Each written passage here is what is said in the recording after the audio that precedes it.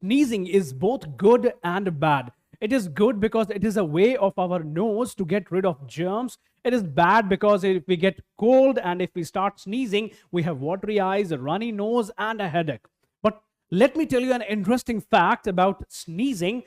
When we sleep, we are unable to sneeze. Why that happens? Because when we sleep, our brain shuts down those reflex muscles which are responsible for sneezing. So you, no matter how much you are sneezing or how much cold you get, if you are sleeping, you can't sneeze at all.